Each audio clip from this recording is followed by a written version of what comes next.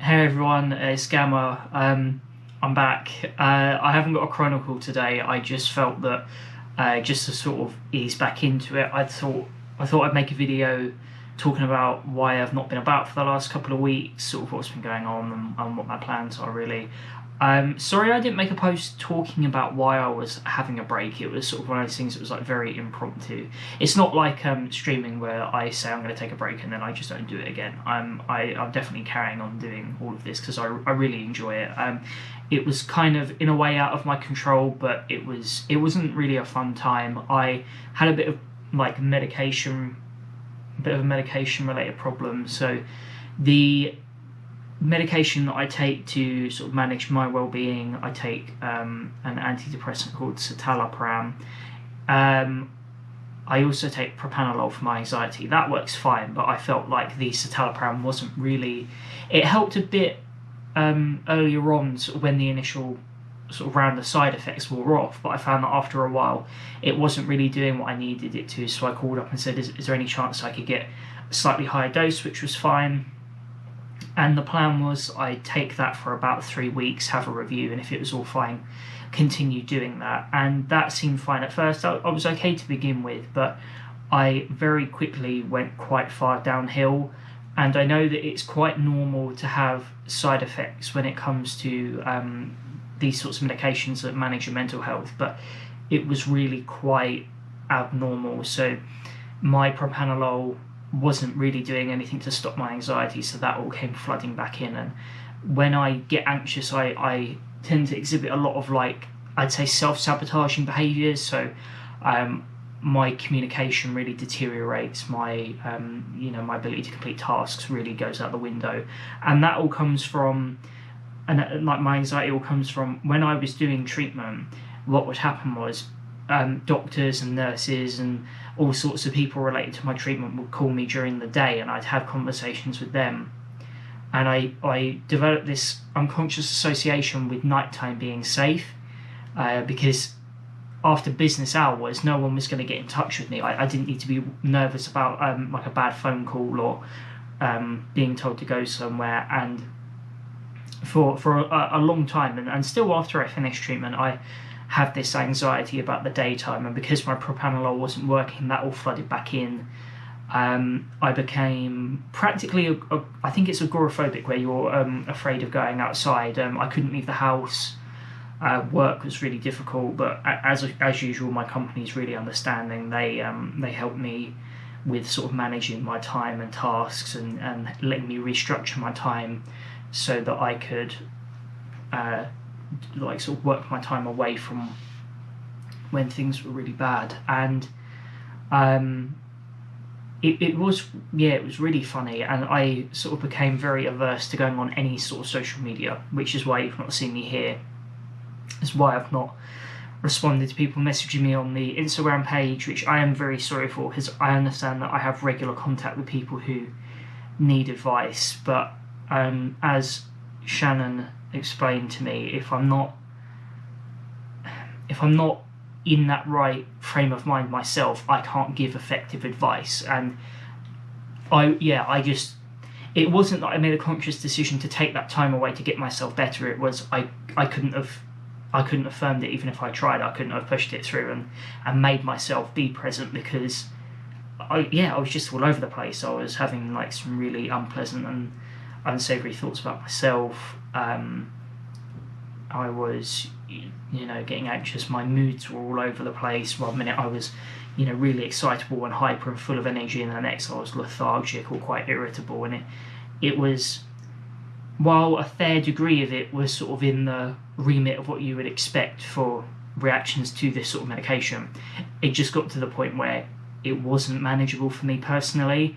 So I called them again. Well, I sent an email. One of the things that I love now, because I do get nervous calling my GP and that sort of thing. So luckily I can email mine now, and I just emailed them saying that it would be all right if we had a conversation, because I can't manage this at the moment. And they did call me, and I'm just wondering if I have my dossier box to show you, but I don't think I do. So the citalopram has a groove in the middle, so what that means is I can cut it in half to just take 10 milligrams, so that's what they want me to do. Sometimes I cut it with a knife, which means that half of it goes pinging off and I have to spend 10 minutes trying to find it, or I bite it and then I get uneven doses and I have to taste it and it doesn't taste very nice. It's like extremely bitter. It's really not good. So sorry, just making sure I take a shot. So that's what I'm doing at the moment. My propranolol is fine, but I think what's happening this week is, so today, by the time you see this, it will probably be Tuesday, unfortunately. But I think the plan is on Wednesday, so Wednesday of this week, I'm having another phone call just where I can sort of talk about what's happened with it, and we can probably get put on a new one. I think a lot of people tend to get put on sertraline if citalopram doesn't work for them. That'd be fine.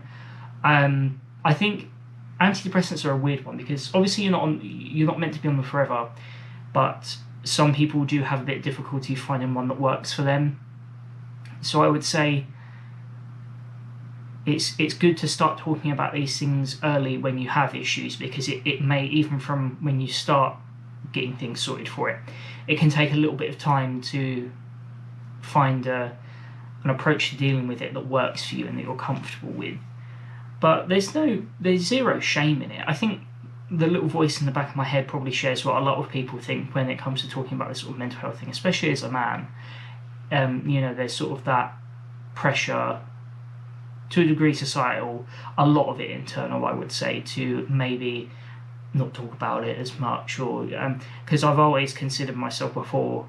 Well, I say always, I've only started learning about it recently. I think I've identified with the ideas of this philosophy for longer than I've been aware of it, but I identify with it a lot, and the idea of stoicism and self-improvement and being strong and resilient.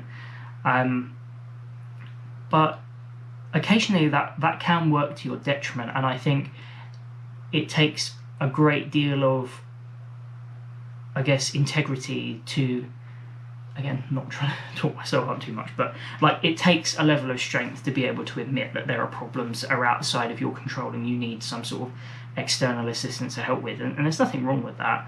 I mean, whether if you're somebody who believes that there is, or you receive some sort of shame or pressure from it, there really isn't. It's, if you cut your arm, you bandage it. If you have cancer, you go through chemotherapy. If you have a mental health problem, you take medication and you receive mental health treatment, like through counselling or therapy. It's no different to any other injury, and it's something that, in some ways, like chemo, it can take time to get doses and medications right, and within time that gets dealt with as well. So try not to put too much pressure on yourself. I know it makes me a massive hypocrite because I've been heaping an enormous amount of pressure on myself. I do think on some level there's probably a bit of an inferiority complex there. I have a lot of imposter syndrome with work, which isn't very fun. But I think I'm getting there. I feel like now I've had a really good Easter. I hope you've all had a lovely Easter as well. I've had a brilliant Easter. So that's definitely helped. I enjoyed going to church on Sunday. That was good. That was a lovely service, and I had a nice time with Shannon and exchanging eggs with everyone. I know I'm a grown man, but I have a table full of Easter eggs and I don't care. And it's, despite my sweet tooth having faded as I've got a little bit older, I'm probably more savoury than sweet now. But I don't do like pork or beef Easter eggs. That's a horrible thought, but I will definitely be working my way through these, and I'm surprised I haven't gotten all the way through them already, to be honest. So that's what my plan is. I probably will have like a proper video out this week and like the next bit of the Chronicle. I'm not entirely sure what I'm going to talk about yet. I think it's probably relevant later on, but I think religion's probably something I'll talk about a little bit more. I'm not here to, my intention isn't to preach about it, but I had I don't know if this probably won't resonate with everybody, but I did have like a lot of like quite a large journey in terms of like what I think on a spiritual level, especially considering my previous opinions of religion and spirituality. So I think that internal journey and that transition is more what I would want to talk about rather than I guess religion as a whole. I've also started making some plans for things content-wise for this channel. So I want to keep doing the chronicles, but it's one of those things where I tend to hop back and forth between ideas. So I'm always thinking about like, oh, what do we do next? And I think something that I think is going to run concurrently is I'm starting to get back into hiking and sort of outdoorsman stuff, which is something I was really interested in before I got ill, back when I was a bit physically fitter. And my plan is that I'm going to start training for that. I've already gone on a hike, and my plan is to start going at least once a week, and sort of help trying to increase the distance and increase my physical health, which is something I haven't really worked on properly since I finished treatment. And the plan is to maybe start doing some stuff for charity, to start raising some money and some awareness by hiking routes around the UK and starting to climb some of the peaks. I think that'd be brilliant. I'm also planning on doing this can sound mental considering the sort of content I do normally, but a paranormal tour. So we can't really holiday outside of the UK this year. Well, we're not planning to, as much as we'd love to. I know places like Italy and Finland and where else, and Poland are all on the agenda, hopefully for the next couple of years. But we're figuring out what we're going to do this year. Me and Shannon are big fans of the paranormal. We watch like ghost videos all the time. Our favourite is Nuke's Top 5 here on YouTube. Like, if you're into that sort of thing, I would watch it because it's brilliant. We watch it as soon as he uploads. We watch it without fail.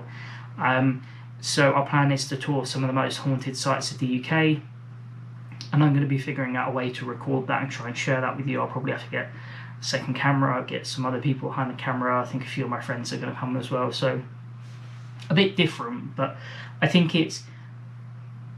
there's got to be, I can't just sit here all the time and talk about how terrible treatment is and how hard life is. I'm here to give all the useful information I can and share the realities with people, but my life as a young adult and going out and having fun is far from over, and I want to explore that and share some of those experiences with everyone that watches this. So I think that's definitely something that's going to be, that you'll hopefully be seeing a lot more of in the future. And I think as my health continues to improve, hopefully like the quality and consistency of these videos starts to improve.